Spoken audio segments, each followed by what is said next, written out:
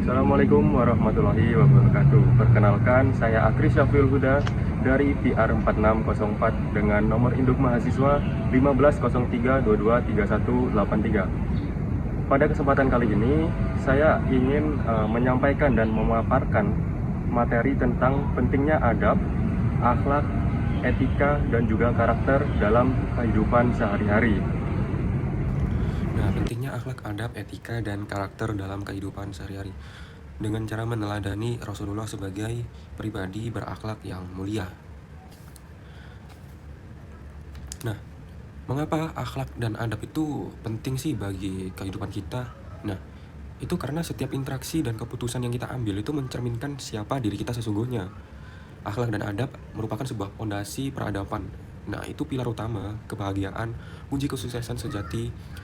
Nah, dalam Islam, keduanya ini bukan sekedar pelengkap ya, melainkan inti dari ajaran agama. Di Al-Quran, di hadis, bahkan di cerita zamannya Nabi itu pun sudah dikemas gitu, adab, akhlak, etika, dan juga karakter. Apalagi di kehidupan modern yang seringkali menekankan pada kecerdasan intelektual atau IQ ya, dan kekayaan materi. Namun, sejarah telah membuktikan bahwa tanpa integritas moral dan budi pekerti yang luhur, semua pencapaian itu rentan runtuh. Karena apa? Ya karena nilai utama dari moral itu lebih tinggi daripada sebuah isi otak gitu. Nah, akhlak itu yang baik dapat meringankan langkah kita ya, membuka pintu hati dan menjadi bekal terbaik saat menghadap ilahi. Karena di mana-mana ujung-ujungnya adalah kematian dan menghadap sang ilahi mempertanggungjawabkan semuanya. Memahami pilar-pilar moralitas, akhlak, adab, etika, dan karakter. Apa sih dari keempatnya ini?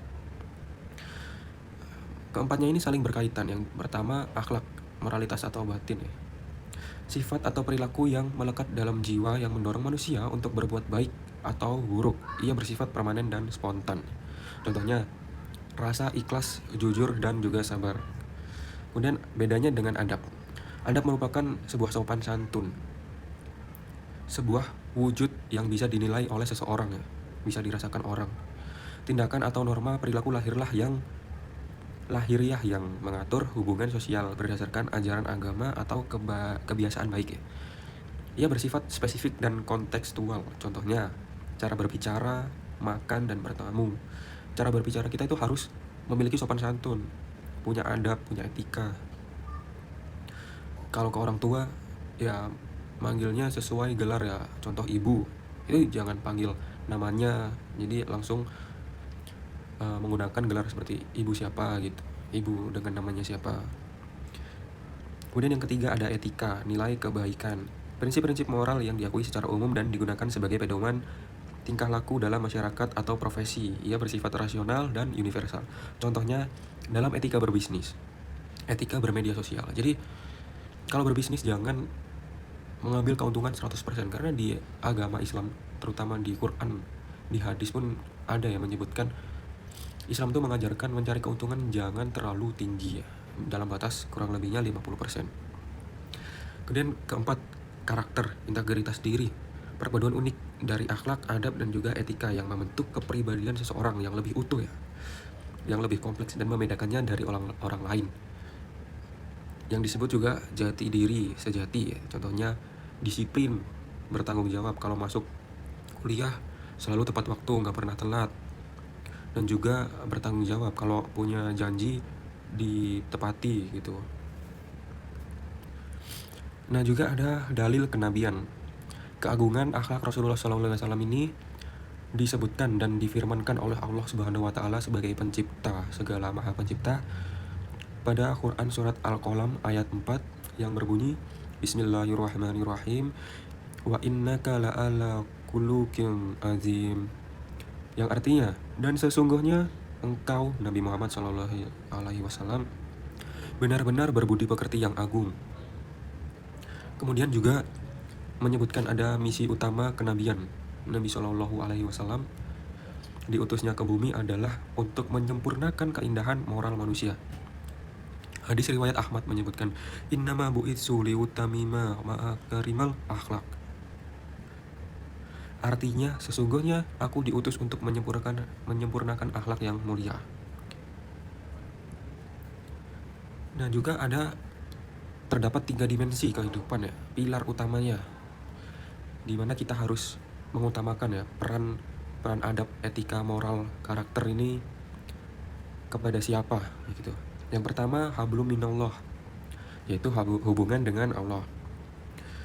Ibadah akan menjadi bermakna dan juga diterima oleh Allah Subhanahu wa taala dengan akhlak yang baik seperti sabar, syukur, ikhlas, merupakan sebuah manifestasi tertinggi dari perwujudan iman kepada Islam ya. Contohnya melaksanakan sholat dengan khusyuk dan tidak tergesa-gesa. Ada juga tidak tergesa-gesa ini dalam sholat yang namanya tumakninah. Jadi setiap pergerakan ada yang namanya tumakninah, berhenti sejenak. Nah, kedua, hubungan dengan sesama manusia, yang nama lainnya hablum minan nas, menciptakan harmoni kepercayaan dan kasih sayang dalam masyarakat. Akhlak menjadi perangkat sosial yang kuat. Contohnya menepati janji yang sudah saya sebutkan tadi ya. Kalau punya janjian itu harus ditepati. Kalau siap berkomitmen masuk jam 2 siang, maka sebelum jam 2 udah hadir di kelas gitu. Dan ada yang ketiga, hubungan dengan diri sendiri, membentuk kedamaian batin, harga diri, dan integritas, mengendalikan hawa nafsu, dan menjauhi sifat tercela dengan contoh menjaga kebersihan diri, dimana di Islam pun mewajibkan umat muslim menjaga kebersihan diri. Tiap hari itu harus membersihkan diri, apalagi ketika kita mau sholat ya, menghadap Allah Subhanahu wa taala. Ketika kita berdoa, kita harus suci, kita harus bersih. Ya, mungkin seperti itu materinya. Alhamdulillahirabbil alamin. Ya, cukup sekian materi yang bisa saya sampaikan. Kurang lebihnya mohon dimaafkan. Semoga pemaparan materi ini dapat juga diterapkan dalam kehidupan sehari-hari dan juga bermanfaat bagi teman-teman semuanya. Terima kasih. Wassalamualaikum warahmatullahi wabarakatuh.